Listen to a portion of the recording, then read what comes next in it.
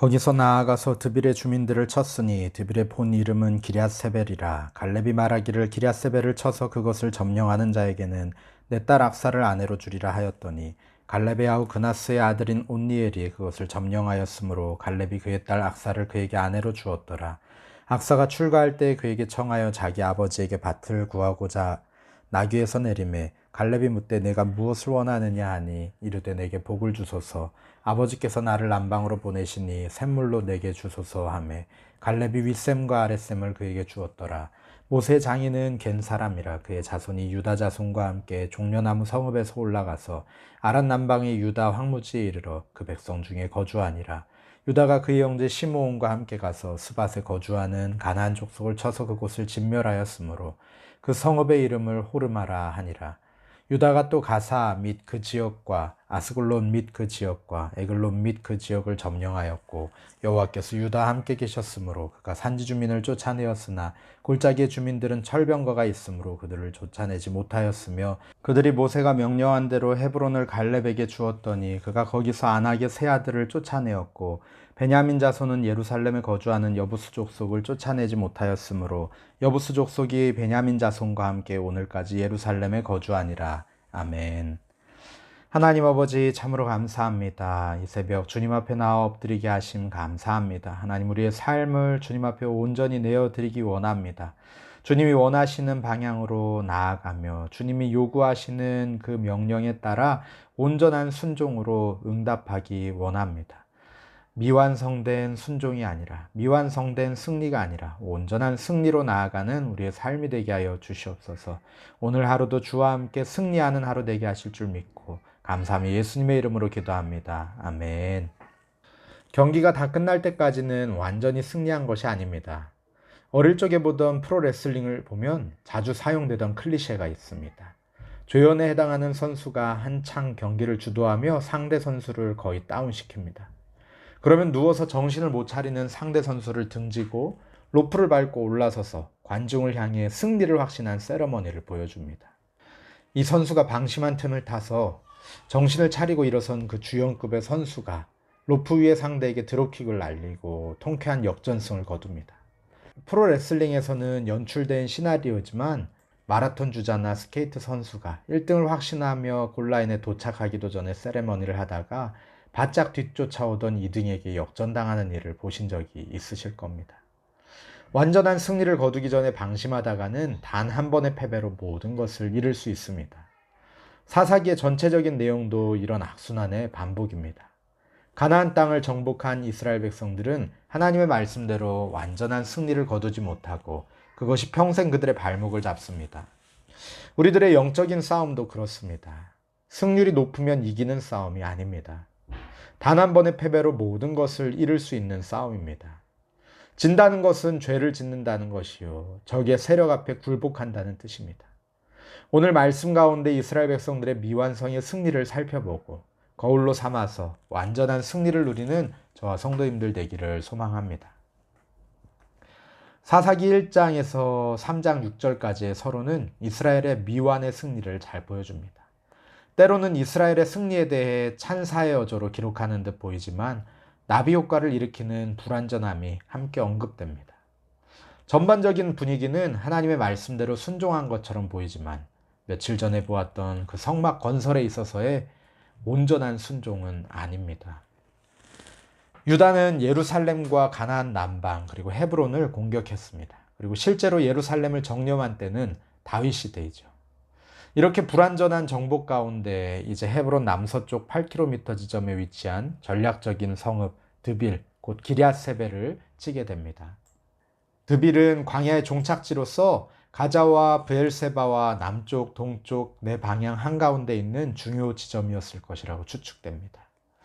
그동안 유다는 전쟁에서 많이 지쳐 있었지만 이제 중요한 성읍 정복을 눈앞에 두고 있습니다. 이에 갈렙은 그의 딸 악사를 전승의 표상으로 제의하며 사기를 북돋습니다. 신부를 맞이하는 값으로 전승을 걸었던 것은 전쟁에서의 승리를 걸었던 것은 고대 근동에서 보편적인 풍습이었던 것 같습니다. 사무엘상 17장 말씀 다윗과 골리앗의 사건에 보면은 이스라엘 사람들이 이르되 너희가 이 올라온 사람을 보았느냐? 참으로 이스라엘을 모욕하러 왔도다. 그를 죽이는 사람은 왕이 많은 재물로 부하게 하고 그의 딸을 그에게 주고 그 아버지의 집을 이스라엘 중에서 세금을 면제하게 하시리라. 이렇게 이야기하고 또 다른 사람에게 다윗이 찾아가서 물어봤을 때도 그를 죽이는 사람에게는 이러이러하게 하시리라 라고 또 똑같이 이야기합니다. 또 사무엘상 18장 25절 말씀에서 다윗이 사울의 사위가 된 사건에서도 그런 이야기가 나옵니다. 사울이 이르되 너희는 다윗에게 이같이 말하기를 왕이 아무것도 원하지 아니하고 다만 왕의 원수의 보복으로 블레셋 사람들의 포피 100개를 원하신다 하라 하였으니 이는 사울의 생각에 다윗을 블레셋 사람들의 손에 죽게 하리라 함이라. 이것은 일반적인 그 시대의 방법이었지만 가장 세속적인 방법이었습니다. 이 가나안 땅은 이미 하나님께서 그들에게 주신 것이요. 그들은 하나님을 신뢰하며 전진해야 합니다. 그러나 본문 어디에서도 갈렙이 세겜에서 하나님과 이스라엘 백성 사이에 맺은 언약을 선포하며 전쟁을 선포하는 기록을 찾아볼 수가 없습니다. 이런 갈렙의 모습은 바로 앞장 여호수아 24장에서 정복을 눈앞에 두고 여호수아가 하나님의 언약을 갱신하며 백성들에게 그 언약을 상기시켜 주었던 여호수아의 모습과는 다소 대조적입니다. 여호수아는 이스라엘 백성들을 향해서 이렇게 외칩니다. 나와 내 집은 여호와를 섬길 것인데 너희는 누구를 섬길 것이냐? 여호와 하나님이냐 이방신이냐? 그러면 이제 너희 중에 있는 이방신들을 치워버리고 너희의 마음을 이스라엘의 하나님 여호와께로 향하라. 이렇게 선포했습니다.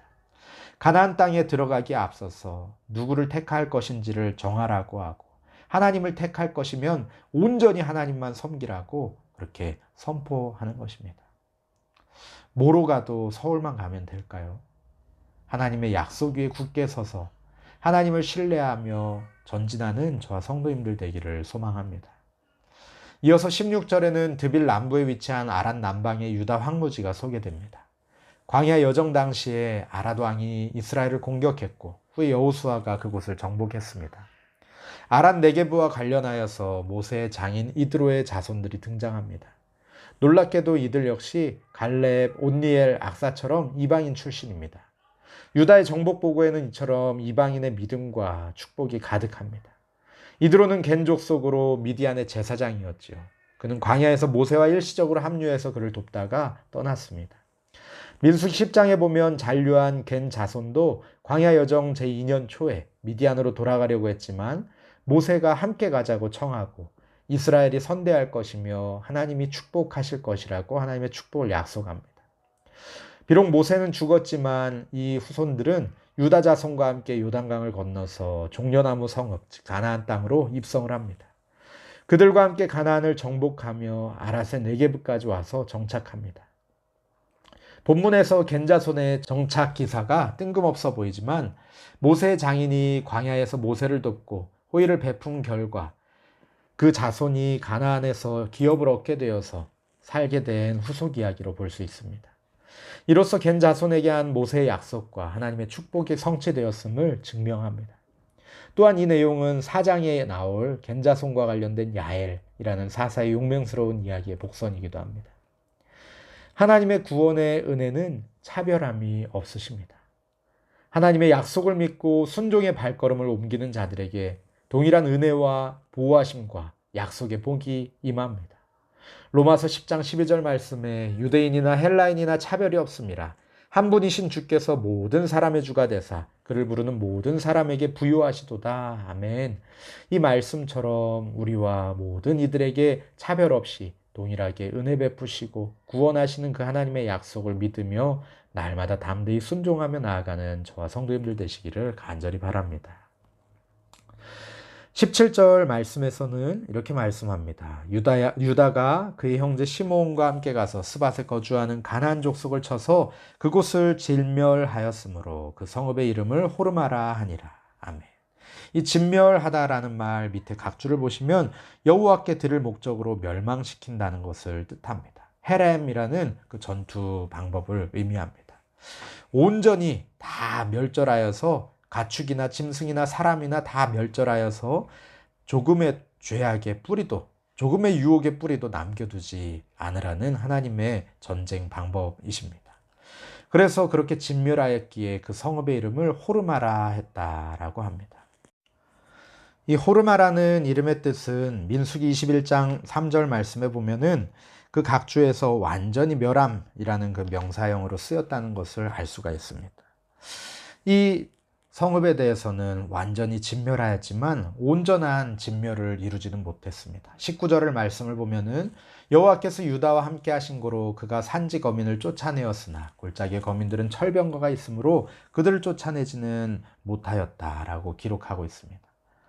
이 말씀이 보여주는 바와 같이 유다 지파는 하나님의 명령에 따라서 그들 기업 내에 잔존한 가나안 족속과 전쟁을 벌여서 수많은 승리를 거두고 그들에게 주어진 기업의 대부분을 차지하는 성과를 거둘 수 있었습니다.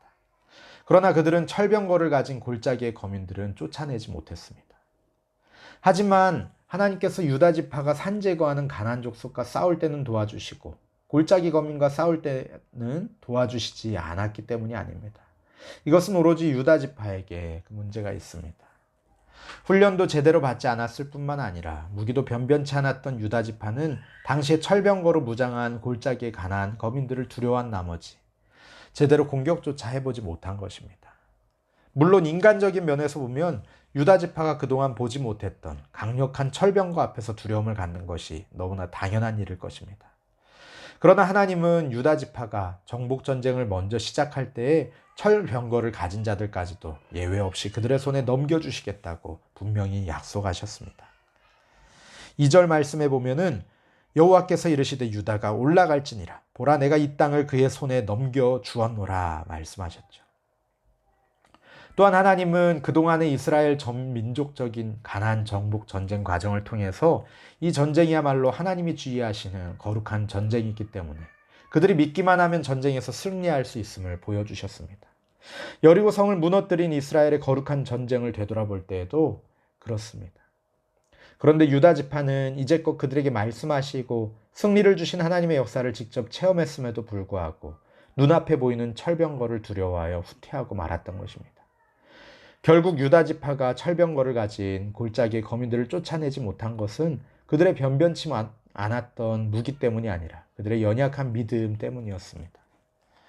우리들도 유다와 같은 어리석음을 범하는 경우가 있습니다. 평소에는 하나님 의지하고 열심히 기도하다가도 어려운 상황에 부딪히면 좌절과 낙심에 빠져버리는 경우가 많이 있죠. 그러나 우리는 어떠한 상황에서도 두려워할 필요가 없습니다. 우리가 아무리 약해도 세상이 아무리 강해도 하나님을 의지한다면 우리는 승리할 수 있기 때문입니다. 문제는 환경이 아니라 우리의 믿음입니다. 어떤 환경이 우리에게 다가올지라도 우리가 하나님을 의지하느냐 그렇지 않느냐가 실패와 승리를 판가름합니다.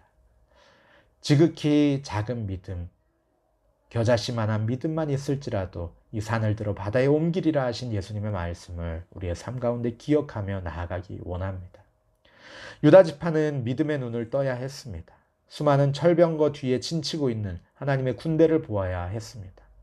마치 수많은 아람 군대가 사방을 둘러싸고 포위했을지라도 눈에 보이는 아람 군대보다 눈에 보이지 않는 하나님의 군대인 불말과 불병거를 볼 수 있었던 엘리사처럼 믿음의 눈을 떠야 했습니다. 마찬가지로 오늘날 우리들도 믿음의 눈을 떠야 합니다.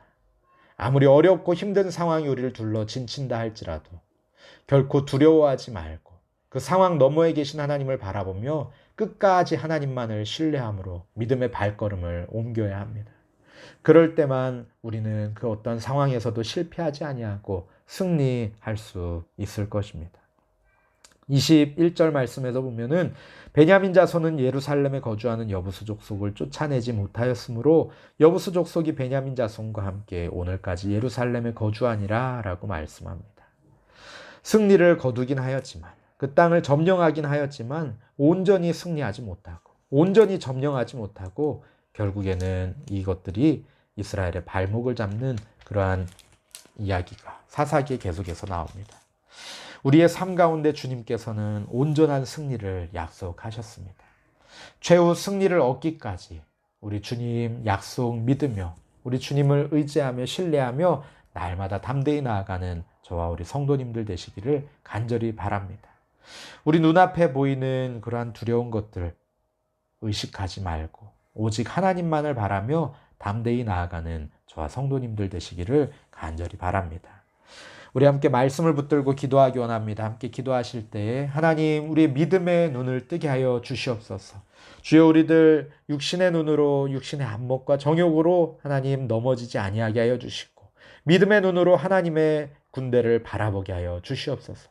우리에게 승리 주시는 여호와 니시 승리의 하나님을 바라보게 하여 주시옵소서.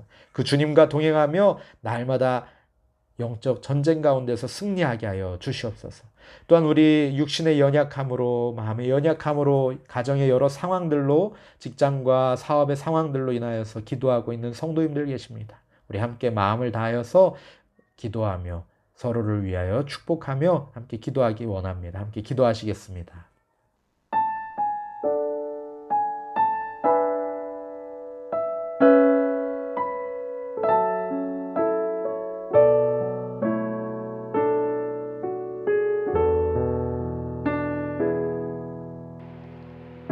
이 시간 너의 마음속에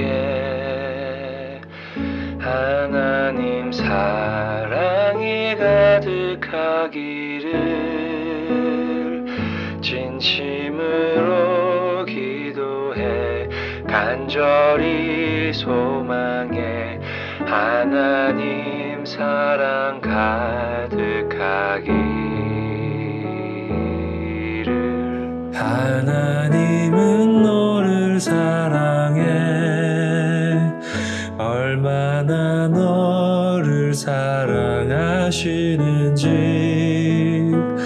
너를 위해 저 별을 만들고 세상을 만들고 아들을 보냈네.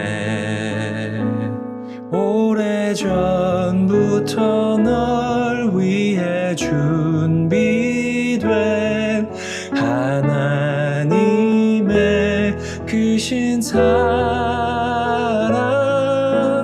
너의 가는 길 주의 사랑 가득하기를 축복해.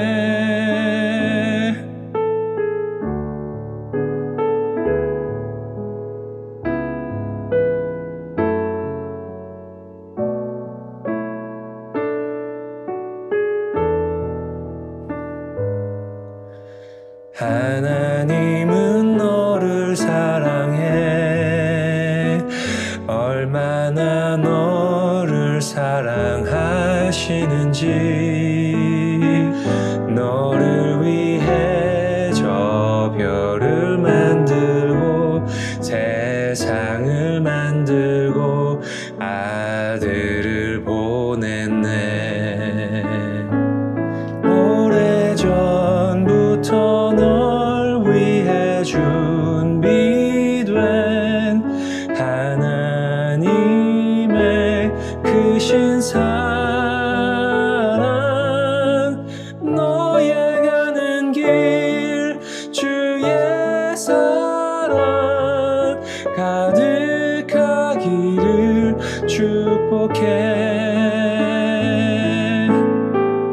힘든 일도 있겠지만 나 그때마다 늘 함께 할게. 하나님 보이신 큰 사랑으로 나 또한 너를 사랑해. 오래전부터 널 위해 준비된 하나님의 크신 사랑 너의 가는 길 주의 사랑